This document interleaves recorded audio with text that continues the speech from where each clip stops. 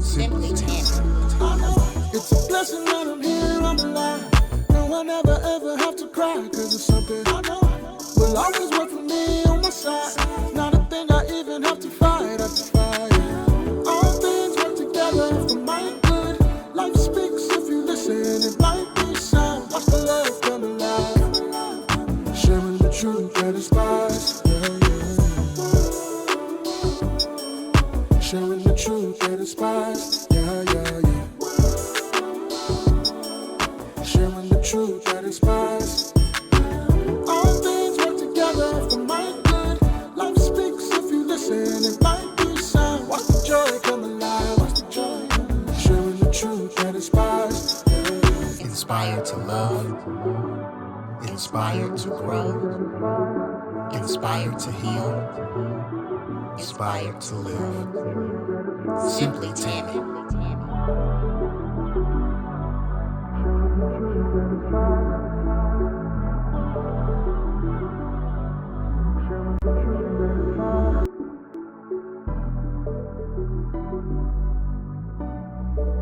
Hello, welcome to another episode of the Simply Tammy Show. I'm your host, Simply Tammy, and it brings me great joy to bring another amazing person before you that we get to help them celebrate their story of God's divine providence in their life.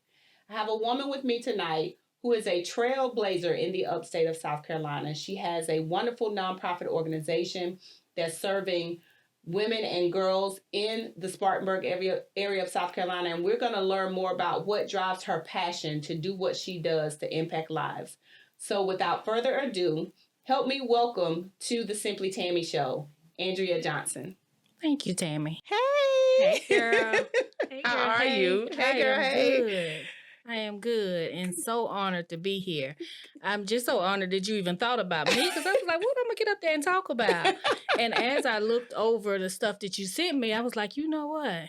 Mm-hmm. I know exactly what I can talk about. And why she chose me. Yes, absolutely. So thank you. Absolutely. Thank you. And thank you for saying yes. I always tell my guests, I don't take it lightly at all that you said yes to carve out some time in your schedule, because being a wife, a mother, a founder of a nonprofit, I'm sure your plate stays full, but you carved out some time to come chat with me this evening. So I appreciate it. Absolutely. I do appreciate it. So we are going to dive in. There was a sentence, or is a sentence in your bio that says, her experiences growing up fueled her passion to advocate for girls. So I know you founded Bloom Upstate that we'll get into talking about a bit later, but this is one of the questions that I do like to often ask my guests, specifically my female guests. Mm-hmm. What did little Andrea dream about? So little Andrea didn't have a dream. Okay. Little Andrea felt alone. She felt abandoned. Mm-hmm. So in all of that, I didn't really know how to dream. So that had to come to me. Oh, wow. That had to come to me later on in life through my experiences. Oh, wow. There's a lot of things that I experienced, and I knew in here, even though I wasn't told, that I had to learn from those experiences. I had to turn lemons into lemonade. Yeah, literally. So you learned that in early. order to get where I am today. Okay. So all of those experiences shaped little Andrea. Okay. To what that is now. So I can't really say that I had a dream. I just knew that I wanted more. Mm-hmm. I knew that I wanted belonging. I knew that I wanted love. Okay. Yeah, and I knew that I wanted that for myself. So it caused me to be a really compassionate person. Yes. So then I want that for other people. Yes. And I think that's exactly what shaped me into who I am today. Okay. So at what point in your journey, whether it was, middle school, high school, once you went through college, did you realize, okay, all of this has been for me to start giving back, and you began to turn from, for lack of a better term, victim to victor? You realize, okay, everything that happened to me happened for me. At what point did it start turning? So I had my son at 18. And then I knew, okay, this can't be what life is. And so I realized, you know what? I'm going to have to do this for me and my son. And so that's when things turned for me and I started working on myself. Okay. A lot of times people say, okay, before you have children, you need to do that. You need to work on yourself. No. When I had my son, I knew I wanted more for him. Yes, yes. I knew I didn't want him to feel what I felt. Okay. And so I had to pour into him. And for me, I had to be well myself. Yes, yes. And so that's when I started reading a whole lot. And I give my mama praise for that because she was a reader. Okay. She read everything. And so I would read books, starting with Terry McMillan. I remember the book Mama. Okay. I read that. I just done a whole lot of reading. Okay. And in me reading, I was able to see that family that I longed for. Wow. Because as you know, a part of my story is that I didn't learn of my dad until I was 30. Really? So I felt like my identity was crushed. I didn't really have a true identity of myself. And so that's a part of the story. But with that, with me reading these books, I could be in Europe. I could, I could be anywhere. I could I had a vision. Yeah. That representation helped me out a whole lot with me knowing what I wanted out of life and how I wanted my family to be and how I wanted my family to look. So a lot of that came from me reading. So oftentimes people see things that inspire them or encourage them. Like you said, you read a book, essentially saw a different world in a book. But then people struggle to build and cross the bridge from what they see to getting there. Were you just innately tenacious to say, I'm going after what I want? Or was it, like you said, your son was a catalyst to help drive that fight? Or was it a little bit both? There had always been some fight there. It's always been some fight there now. Yeah, it's always been some fight there. I have always been really timid. But I knew stuff that I wanted to do. Say, like in school, I played basketball. I was really into arts. Okay. So I was always pretty outgoing, but maybe really not outspoken. Okay. But I was outgoing. I knew I wanted to do the things. Okay. Okay. So that's another reason. Things that helped me to come out of my shell and helped me to just see different things, meet different people, be around different people, and it just helped me as a whole. To just be. Yeah. Just be. I credit every single experience because now, as I am 53 years old, I can look back and say, I remember this and how it made me feel and how I could build on that and how I can look to do different. Yeah. So, yeah, all of that stuff, good and bad. Good and bad. Yeah. I learned along the way that I wanted joy. Okay. I wanted joy. I always wanted joy and happiness in my life. And as a young child, it was hard for me to vision that. Yeah. Because of my circumstances. But when I found out, like you said, I found out that, okay, this is all for my good. Yeah. Yeah. So you've mentioned, several times about desiring joy, belonging, things that we think would be naturally part of a person's childhood. So paint a picture for us of a day in the life of little Andrea. What did it look like to make you feel that way? So my mom did a really good job with me and my siblings, but I think all of that came from me just not knowing who my dad was. So you have to understand the story. I didn't know a name. So I had no idea who that other part of me was. Okay. And so I think what I think is that I was not able to actually grow into who I needed to be because it was a whole part of me missing that I knew nothing about. Yeah. And so with me knowing, it enlightened me. I was able to see, this is my daddy. He is such and such and such and such. That's a part of me. Yeah. And I was able to see that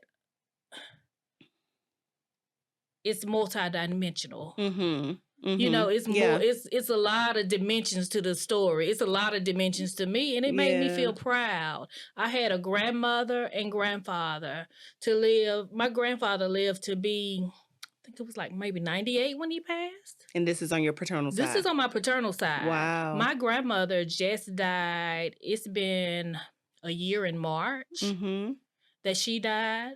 They had long, full lives. Wow. I knew anything. I didn't know anything of that. Wow. I had no idea. So when I learned that, I think I was able to fill in the blanks about myself and who I was. Okay. Like it made me feel, okay, girl, you know what? You know how dope you are. Yeah.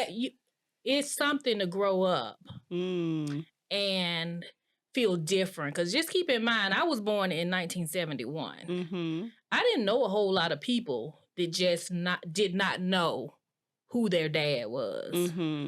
I didn't know that. I felt like I was the only one. Wow. Yeah, and I think that was a reason why I pulled back so much. I was really timid because I felt like I was the only one going through this. Wow. So did you have a different father than your siblings? Yes. Okay. Okay. I understand. I do too. So I understand that. I had a different father than my siblings. I'm the oldest, and I am 8 years older than my youngest sister. Okay. And then I have a brother, and I'm 4 years older than him. Okay. Okay. So I was the oldest, and just in that time, I didn't hear of such. Yeah. You know, you just used to people having a mama and a daddy, and even if he's not in the home. Yeah, they knew who he was. They knew who he was. Yeah. Yeah. Oh, wow. Wow. So, it's interesting. I was thinking as you were saying that, because, you know, living in this day of time where people go pick the father of their children based off of a name and a profile, and, you know, growing up, because I grew up in a single parent home as well. My dad was killed when I was 6, but him and my mom were not married. You hear some people saying that you can develop okay without that identity, without that other part. And we know God in his sovereignty does fill in other ways for what is missing. But what are your thoughts on that for people that feel like you don't have to have both identities, or you don't need to know? I think that everybody needs to know.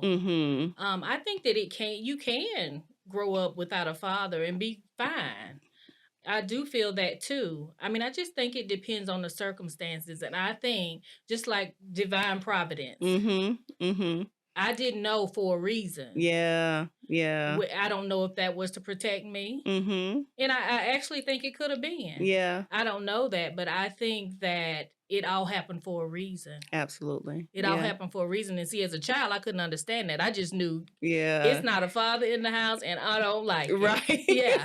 So, but, so I think that you can grow up and be fine, but I still think that every person, you need to know where you come from. Absolutely. It's so important that you know that identity. Yeah. To know my father, my gray hair is a trademark of my father. Really? I would have never known that. Wow. I started graying when I was saying like 30. I didn't know then. Yeah. You know. Yeah. That's a trademark of his. I would have never known that. Right. My father was tall.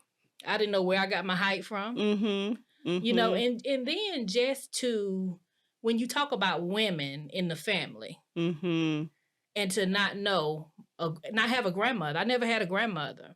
My mama's mother died. She was 23, so I must have been about 4. Oh, wow.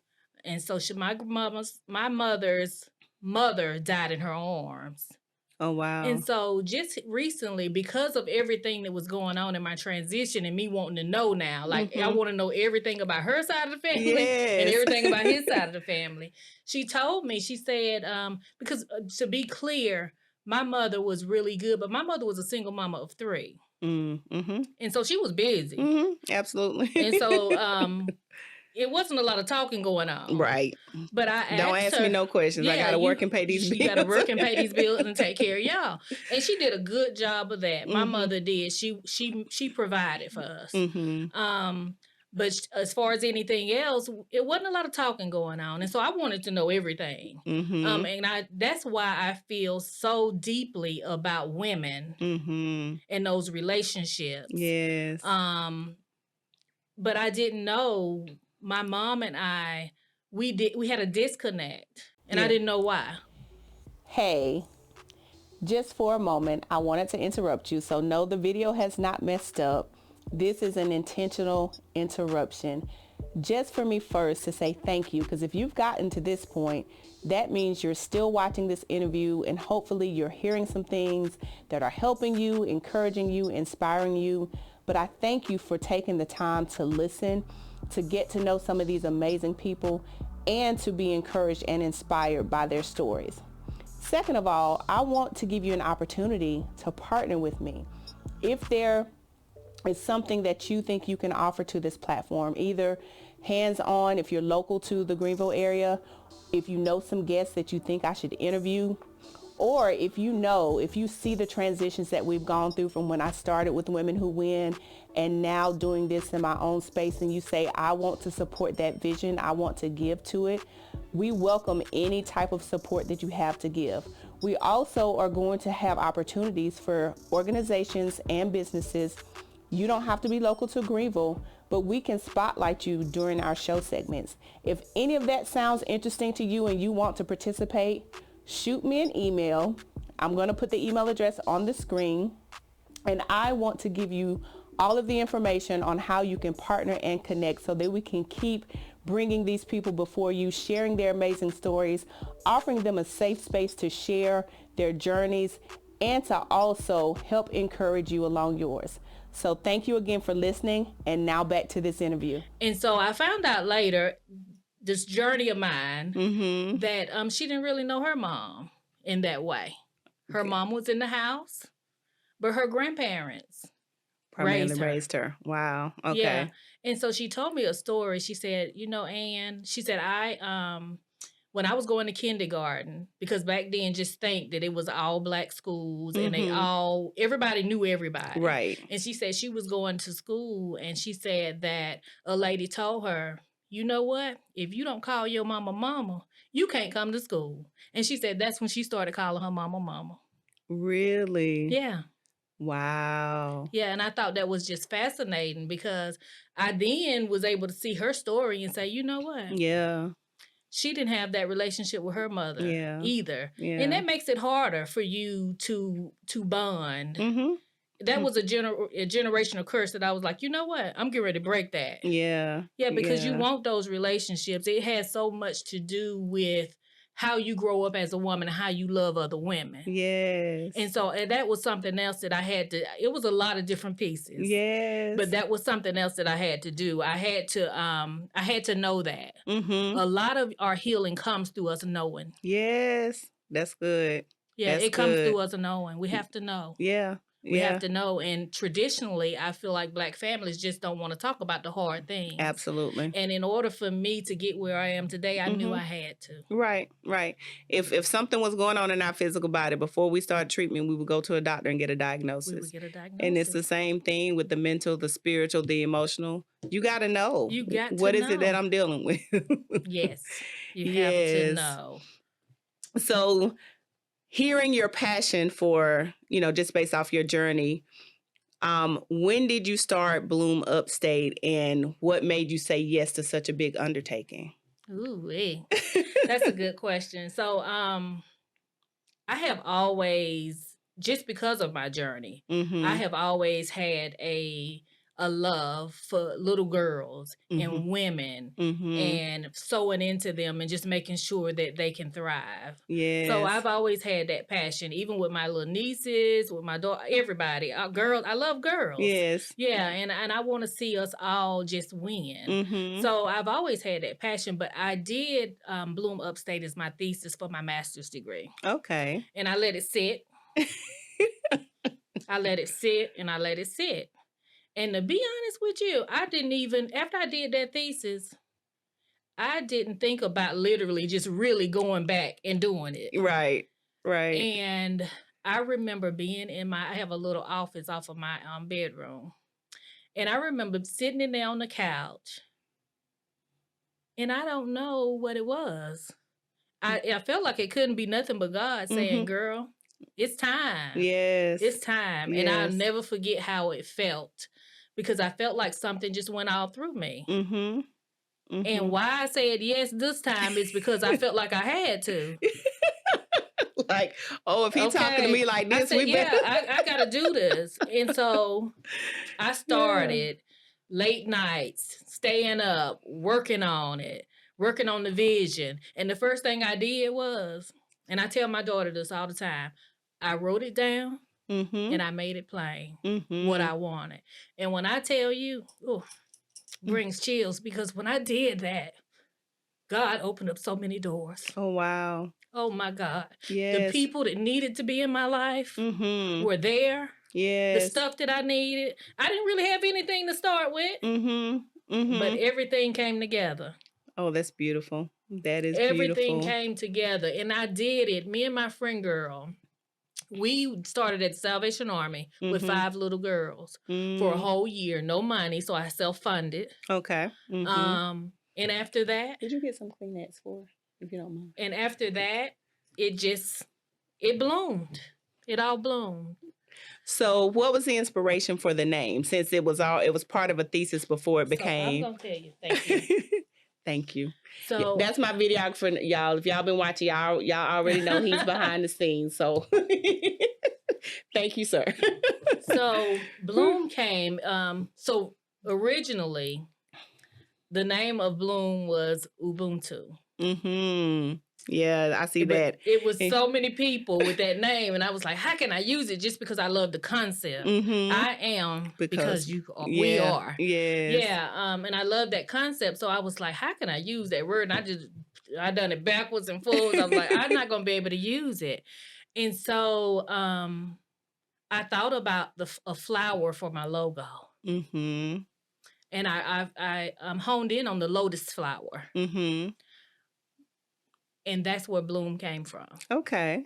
And I just thought, Bloom, you can look at it in so many different ways. A girl thriving, her blooming, us giving the resources so she can bloom. And so that's pretty much where Bloom came from. Yeah.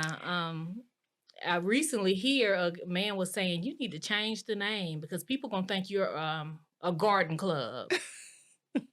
But that's something I can't part with. Yeah. Because it speaks to me. Absolutely. And it speaks to girls blooming. Absolutely. You know, just coming into who they're supposed to be, that beautiful being. So, that's not pretty much how Bloom came about. So for those who don't know, tell us about the ways that you show up in the Upstate and how you serve women in your area. So Bloom is a nonprofit organization. We're based in Spartanburg, South Carolina. We mentor and support single parent households. We do that by group mentoring every week. We meet with the girls for 2 hours per week. We partner with the schools. We go in and we do evidence-based curriculum. We do a curriculum called Girl Circle. We do that with a twist. I have squad leaders who lead my groups. And what the squad leaders do is they make it especially for our brown and black girls. And I think that is our superpower with Bloom. When these girls see something that's especially for them, when traditionally we have never had anything for them, it helps them to blossom into who they're supposed to be and thrive. Yes. I love it. Yeah. So oftentimes we see a finished product, we see you as, the founder and executive director, you had a vision, conceptualizing it, for your master's degree thesis, and then said yes to God after in your office. So some people may think and feel like, oh, it was an overnight success. She just decided she wanted to do that and then did it.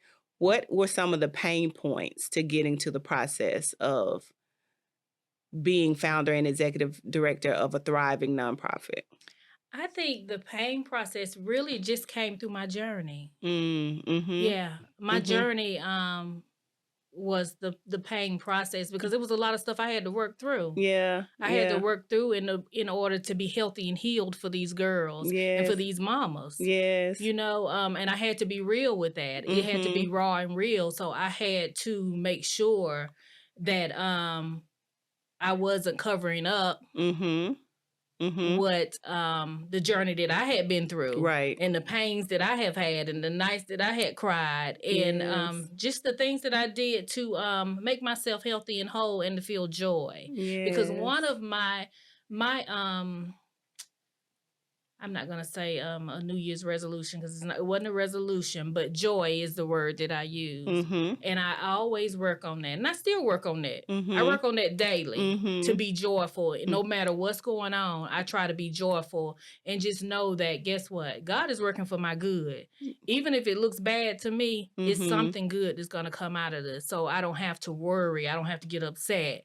And I try to hone in on that daily. Yeah, because things go wrong. Absolutely. and that comforts me to know that, even though it might look a certain way now, God has your back. Absolutely. God will show up for you. The universe will show up for you. Yes. And a lot of that I intentionally pour into myself. So that I can pour into the girls, so I can pour into Bloom, so I can pour into the community. Yeah. Because it took a lot for me. The shame that I felt because I didn't know my daddy, it took a lot for me to be able to tell that story. And to tell that story and not make my mama look a certain kind of way. Understood. Or feel a certain kind of way.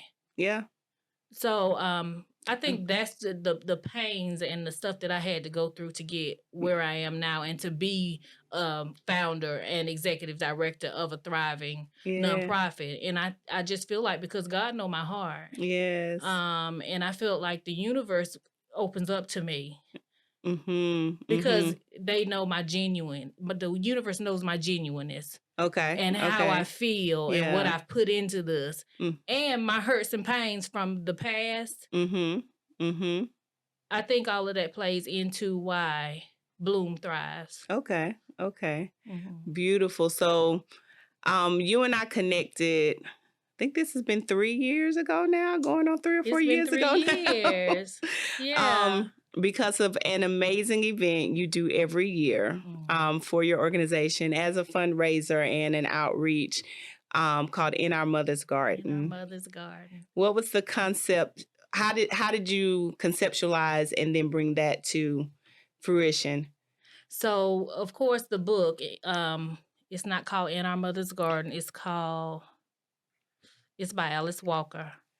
So, I watched the Netflix special. Yeah, it's really similar. The name is really similar. I just can't think of it right now. But the book. Okay. I saw the Netflix special first, and I was like, I love this. Yes. I love this, because how many women have not told their authentic story? Countless. Yeah. And it sent chills through my body to even think about it. Yes. Because even with me, I had to be able to tell my authentic story to get where I am today. And how many women have shame or blame or whatever and will not tell that story, even though they know the healing is on the other side? Yes. So that's where I got In Our Mother's Garden from. Yeah. I just wanted a space for women to come together, love on each other, tell stories. And I wanted it. And as you know, I said I want it to be a conversation. Yes. Like, I don't want somebody to get up and speak. I want us to have intimate conversations. And I want it to be in a safe setting where people don't feel like they have to talk if they don't want to, or if they don't have to share. They can just be in that moment and feel the vibe of powerful, beautiful women coming Yes. together in a beautiful garden. Because Yes. it is at 𝘓𝘓𝘷𝘪𝘓𝘏 Historic Gardens, and that is a Black-owned bed and breakfast in Spartanburg. And just get together and enjoy each other. Yes. And so this year we're our theme is sisterhood. Yes. I told you we Yes. talked about that, and we came up with that. But yeah, I just wanted a place, an authentic space for women to come together and just enjoy each other. Yes. Over stories and talk about our ancestors and generational stuff. I think that's the beauty in our mother's garden. Yes. Yeah. Yes. And absolutely, it does provide a space. It does everything that you said, but I think also, as I heard you talking, it gives answers, because oftentimes, like you said, in our communities, in our families, we have not had those conversations. We don't talk about it. And I think we've seen over the years conversations sprout and break and open up stuff in that garden that they wouldn't have probably talked about had nobody initiated that conversation with them. It's so good. Yes. It's so Yes. good. That's something that brings me joy. Yes. In our mother's garden brings me joy. It's just so good to be in that space. I pray each year that space is somewhere where people can find healing, where people can feel free. Yes. Yeah, it's good. It is. It's good. It is. Yeah. It is. So, one of the things that I'd like to ask based off of the theme of this segment, and you've kind of given us, some snippets of some examples, but we've talked about divine providence, and I always like to ask people to give a specific example, if they have one, of a moment that God interjected in your life in such a profound way that you could not deny that it was his working and his doing. Yeah. So do you have an example of a moment or an event that happened that it was like, if I would have took the pen to write this, I couldn't have written it as good as God did? And it's so much, because I just feel like that divine providence, that's my life story. Yes. It's my life story, but this Mine last too. year, Yes. life speaks. Absolutely. But yeah, in this last year, I'm 53, so I started And gorgeous. going through menopause. Thank you. And what are people talking about that at? Lord have mercy, help us out here in these streets. Don't know if we in it or out of it. Don't know if you in it or out of it. Yeah, but God has always showed up for me. Even when I didn't even realize it. He has showed up for me. But this last year, although Bloom has been blooming and thriving, in my personal life, I had been going through a whole lot of medical issues. And so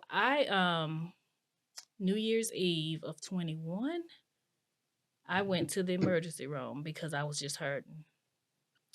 And I found out that I had a little cyst. Went to the doctor. And he said, okay, I want to do a hysterectomy. Me as a woman, and as a woman, you don't want to say, okay, I'm just going to get everything taken out. I was like, well, I think I want to save my ovaries. I said, I want to keep my ovaries. And I remember the doctor saying, why? He said, you're not using them. He used an example of a stapler. He said, if this stapler is sitting here on the table and ain't got no staples in it, you can't even use it. He said, it's no good. And he said, it attracts things. He still hadn't convinced me. So I went home and I prayed about it. And then up until the time of the surgery, he came into in the room and he said, Miss Johnson, so we're going to get rid of them ovaries, huh? And I said, okay, we're going to get rid of those ovaries. When I tell you, when I went back to my follow-up appointment, my ovaries had cancer in them. Had I been stubborn, wow, and not said, okay, go ahead, it would have been a whole different story. When I tell you, literally the day I was getting ready to go in. Wow. And I said, God, dear God. Yes. And the thing about it was only in the ovary. It was only in the ovary. Look at that.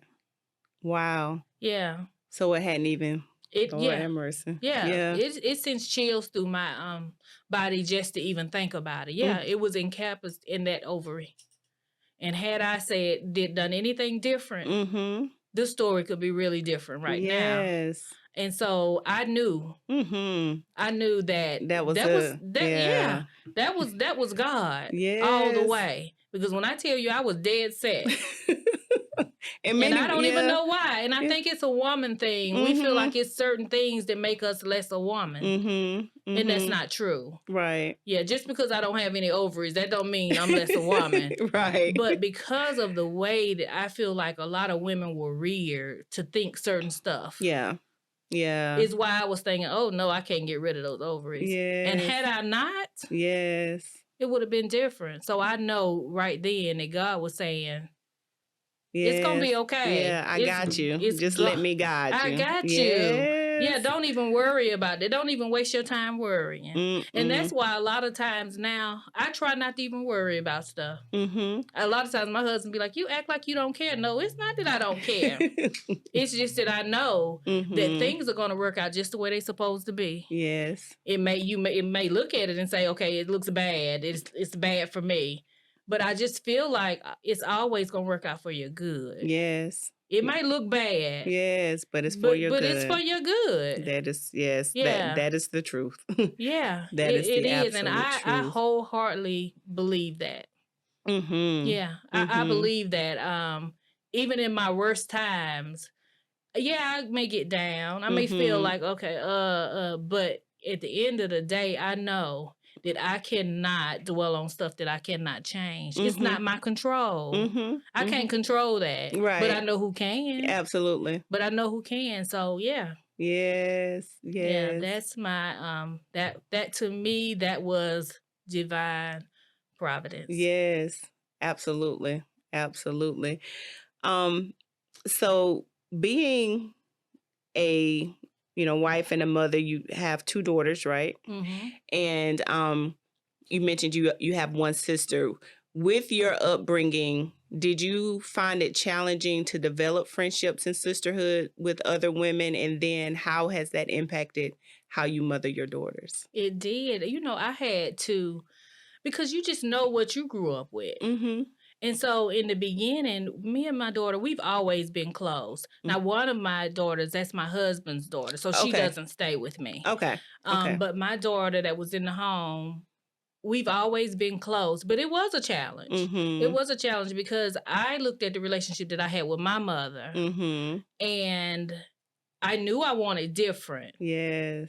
And so during the time of me bringing her up, I tried to do the exact opposite of what my mama did. I did. I tried to make sure that she was doing things, she was active, that I was there. My husband said to me one time, he was like, and you don't have to go to every single thing they do. But my mama was a busy single parent, so she never got to come to my stuff. And so I wanted to make sure, that I was there for them. But because of that, I was able to change some stuff. Yeah. Like, I don't think, until I got older, I've never really been able to really talk to my mama about stuff. Yeah. And so I wanted to make sure with my daughter I could change that. Yes. Yeah. I want you to be able to come to me. And I don't want to be judgmental. Back then, that old school parenting. Yes. I mean, it's true. They would be really judgmental. And I'm just going to be honest. And so it makes you feel like you don't want to tell them anything. Right. And so I tried to be totally different and let my daughter live her journey. I had to come to realize that it's not your life. You lived your life. You lived your life, and you can't dictate what she does either. And it may be something that you don't like, but it's her journey. Right. So she has to arrive to wherever she's going. You can't do that. Yes. So that's one thing that I had to figure out to make our relationship better. Yes. Yeah. So what about your friendships and sisterhoods outside of your biological sister? Did those develop easy for you? No, not really. Not really. Okay. You know, I feel like I had to work on all of those things because I didn't know it. Yeah. Yeah, and like Yeah. in school, I had a best friend, and we still best friends to this day. Even though we don't talk all the time, she know that I love her. She loved me. Yeah. And we just pick up right where we left Absolutely. off. But now, in this season in my life, I have new friends. I have a whole lot of new friends that I cherish. A whole lot of dope sisters. Yes. They are my sisters. I love them to death. All of them in their own right are bosses. Great friends. They so into me in different ways. And I cherish that. I cherish that friendship. But yeah, it was a work in progress for me. Yes. Yeah, because I had this thing of being able to trust. Yeah. Yeah. Being able to trust that like God is gonna work for my good, and the people that needs to be in my space is gonna be in my space. Right. Yeah. And how I use that, it's up to me. But first, I gotta open up and be that. And so it was a struggle at first until I got older. Now that I'm older, I have more sister friends. Yes. Than ever. And I appreciate it. I am so thankful for them. Yes. I don't know now how I did without it all those years. Really? No, I don't. Really? Yeah. Wow. Wow. Yeah. We've often hear that it takes a village to raise a child, but I have kind of taken that and said, I think it takes a village to help a woman become. And you never stop needing a village. It does. I always think too, my husband was called into deaconship. I think it's been 5 or 6 years now. But I remember when he got called, I was like, oh Lord, I don't know if I'm ready to do this, God. You know, what you trying to do? And once he accepted, and our church family is wonderful. But the women, on the deaconess board, the women, we got some of the sweetest women, and I just learned from them. I look back and learn from them, but I never had that with the older woman. That relationship. So I'm so thankful for that relationship too with them. It's a whole lot of women that I feel like I can learn from them. Absolutely. You know, when you have a woman that's seasoned. Yes. It's just the best thing ever. Yeah. And I missed that. Like I said, I didn't have a grandmother. So I missed out on that. Yes. So a lot of those older women, I cherish what I have in my life right now. As far as sisterhood and women that come together and just pour into you. And whether they know it or not. Absolutely. Yeah. That's one of the things. And I don't know, you and I may have had this conversation. I've said it in many spaces. The new Color Purple movie, I watched it several times, and it took me a few times before I think what I was supposed to get out of it clicked for me, and how those women just showed up in spaces being exactly who they are, and it met the need of what was desired or needed at that time. And I think that's what you're experiencing. You know, they're probably being sweet aunties, grandmas, or whatever they are, but don't know that the nurturing is oozing out of them and feeding other people. And it's everywhere. That's the good thing. Some things because I'm such an introvert, a lot of things I don't want to do.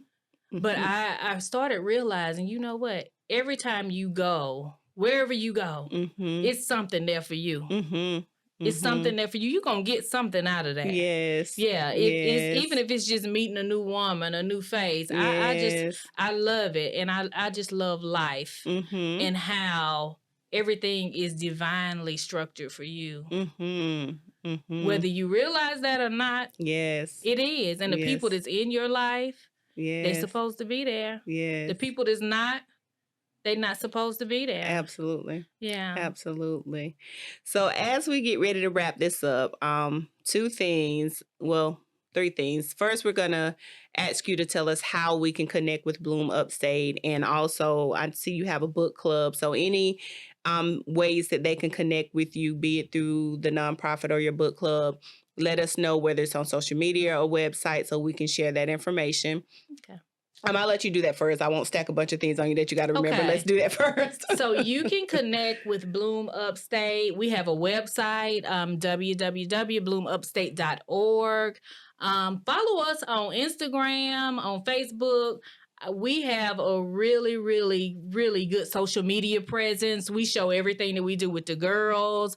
I don't think I mentioned, we also try to sew into our mothers too. So it's a 2-generational approach to our programming. Okay. So yeah, connect with us there. Our website. You can email me. My email and all of the contact information is on the website. Okay. So yeah, and if you have any little girls, we mentor and support girls 8 to 18 years old using evidence-based programming.